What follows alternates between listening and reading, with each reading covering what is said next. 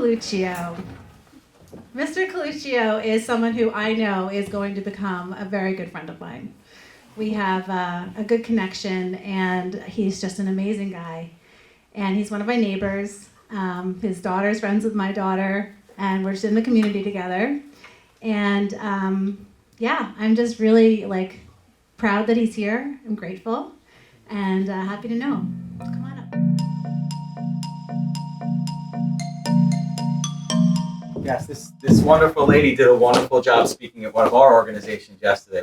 Just fantastic work, and everybody loved you. It was 2 days ago. Yeah. So much stuff going on. But so why partners are best in odd numbers and 3 is too many is the story of my company Techworks and how we were basically bankrupt after 15 years of doing this IT service and being one of the leaders in our industry, and finding myself at a place where I was going to shut the doors. We were done, and we had lots of clients and we had lots of people, and I didn't know what to do because I had a partner who decided that we were successful enough and that he could move to Albany and still get 50% of the business and kind of check out and then leave it all to me and then just complain when it didn't work, right? So that story goes back to us starting this business where, I thought I had met him years ago, and he worked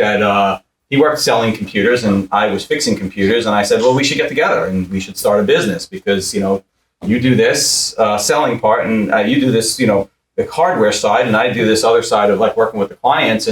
And that's going to work out great. And we should just do 50%, and that's perfect. And we should never sign any kind of agreements or do anything like that because it's got to work out because we're 25 years old and that's how things happen. Everything works out.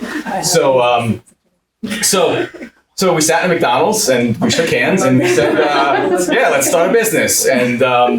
And that's what we did. And to be honest with you, it worked out really well for a really long time. We grew our business. He did his things and I did my things. And, probably most of the time I was never looking at how much effort he was putting in versus how much effort I was putting in. And he worked hard and I worked hard, and we both worked really hard. And then we grew a business and we hired employees and we had people working for us and everything was kind of hunky-dory. But, somehow or another, even though we were growing and we were always getting more things, we never were really making a lot of money. I never really put a lot of money in my pocket, never really figured out why we weren't making a lot of money. But, I had enough, and I'm not a money type of person who really needed a lot. I can live off a little. I have a small house and an old truck, and I'm okay with that stuff. It's fine. I like helping people. I like doing that kind of thing. So, what's interesting is along that time, we land this massive client. They're a $2 billion company and we get them as a client. And I'm maybe $2 million company at the time, or a little bit smaller than that. And we land this big company. We take over a $400 million piece for them of one of their entities for IT. And we take this whole thing over, and I'm like, holy shit, we made it. We made it. We got everything. We're making money. We got everything you could possibly imagine. And during that time, I don't know what happened, but as we grew as a business, my partner didn't grow. He just didn't grow. He didn't want to. We took on this client and we made a ton of money, and he was supposed to be the financial advisor for us. And he called himself a CFO and never took an accounting class. So I don't know how that happened, and I don't know how I let that happen. But so I don't know. One day I find myself in my office and just sitting there going, I finally look at the books and we're $300,000 in debt. And I'm like, and I have one of the, and I'm done. What am I going to do? $300,000 in debt. And then I have my number 2 guy besides him walk into my office and say, if he's not gone, I'm leaving. And I was like, all right, holy shit. Now's the time. I have to do something. And then I have another person walk in 2 days later, says, I can't deal with him anymore. I can't deal with him anymore. And I'm like, well, you know what? I knew it. I knew it the whole time. I knew it for years. People were telling with it, like everybody else. I didn't trust my instincts. I knew something was wrong when he said to me, well, I'm going to go to Albany and I'm going to build my house and I'm going to pay attention and I'm still going to run the business and still get 50% of the profits and still make the exact same amount of money you, but I'm not going to be here. And you have to deal with the 20 employees that we have, right? Or 25 employees that we had at the time. And somehow or another, I thought it was actually, I was delusional enough to think it was going to be better that he wasn't around, but the control that he still had ripped the company apart. So I sat in that and I finally said, okay, well, what can I do about this? Like, how does, like, I was honestly like ready to close the doors. And I called a friend of mine who both of us knew from going down to Orlando and doing company events. And I said, listen, can you just talk to both of us in a meeting? 5 minutes already? Wow. This is fast. I can talk a lot. Okay. So to speed that up, I meet with this. I meet with this guy that this gentleman that we both know, and we get together and we start talking, and I'm like, Keith, this isn't working out, and he goes, yeah, that's because you suck. And he literally said to me, he said, you're the problem. He literally said to me, you're the problem, and I was like, wow. And I was like, I didn't know what to do. And to be honest, I mean, I'm sure I was some of the problem. Like, there's no, and so the mediator came back, and I hired him as a mediator to do this work because we both trusted him. I said, well, we got to figure out what we're going to do about this, because he's like, you're the problem and nobody wants to deal with you. And I was like, well, okay, if maybe I am, I don't know, but maybe I am.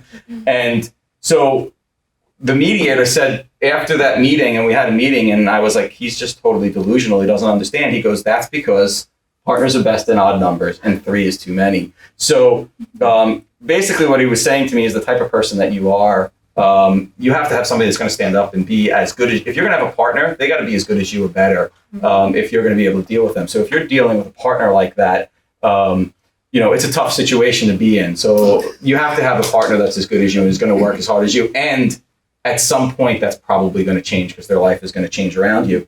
So we went through this whole entire process. I had a mediator with him. I offered him money for the business the next time that we met with that mediator. And he said, no, it's not enough. And I was like, okay. And I said, well, I'm going to offer you, at the time it was paying his debt off plus a lot of money.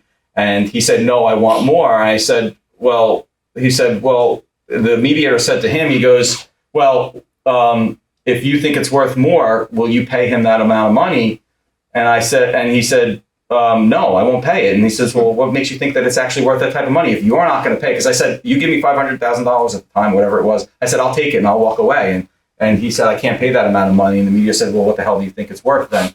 So we went through all these negotiations and all these pieces. And during that time, just to notice how we move this, I can move the story along a little bit because, all right. So he handed me this book called Traction, right? And if anybody has a chance to read this book, it's a book that changed our lives. And what we did is we wound up rating everybody in our company, and we brought the mediator in, and he met with every single employee in our company. And as we rated everybody employee based off of this book called Traction, my partner rated second lowest out of 25 people in the organization. Wow.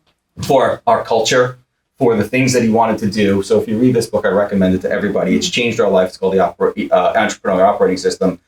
From that time, I bought my partner out of the business, and this story can go on forever. There's a lot more into it. During that time, 2 minutes, we let go or fired the bottom half. So we went from 25 people to 17 people, kept the same revenue that year, and used this Traction operating system to grow our business from basically what was a failing business to what's now a $5.5 million business with 10 plus 20% profits every year, and a group of over 30 people that I love to work with every day. So that's where we're at.